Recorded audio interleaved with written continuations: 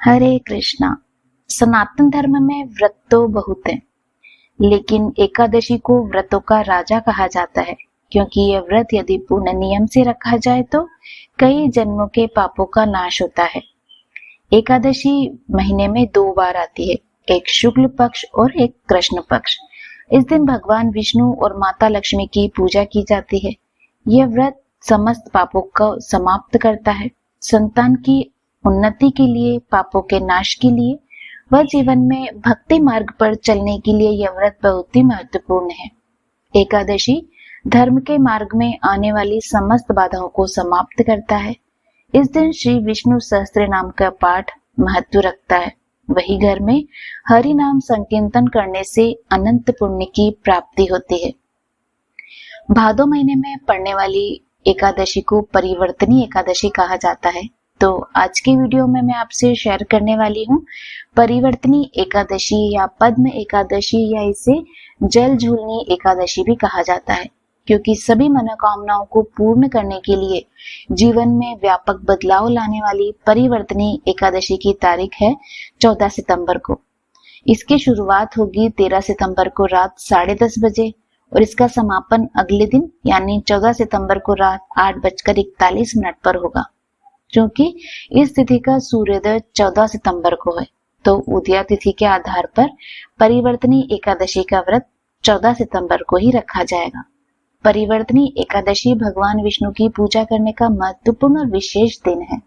मान्यता है इस एकादशी का व्रत रखने के बाद जीवन में सकारात्मकता ही सकारात्मकता आती है।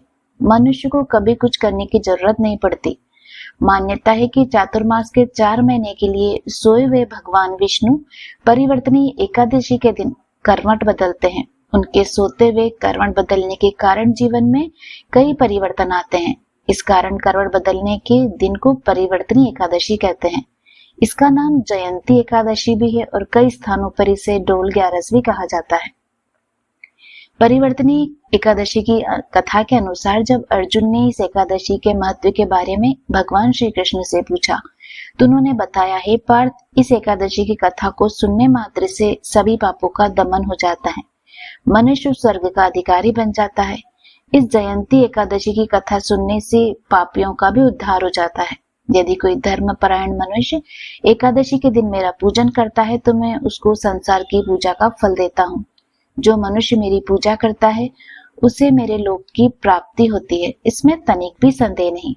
जो मनुष्य इस एकादशी के दिन भगवान श्री वामन की पूजा करता है वह तीनों देवताओं ब्रह्मा, विष्णु और महेश की पूजा करता है।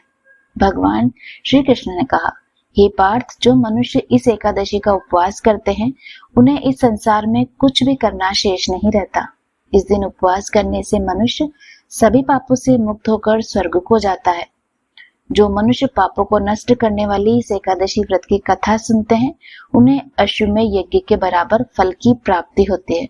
परिवर्तनी एकादशी का शुभ मुहूर्त क्या रहेगा? परिवर्तनी एकादशी यानी 14 सितंबर को सुबह 6:06 से आरंभ होगी और 8:32 तक पूरे दिन रवि योग है। इसके बाद सर्वार्थ सिद्धि योग शुरू हो रहा है, जो रात 8:32 से 15 सितंबर को सुबह 6:06 तक रहेगा।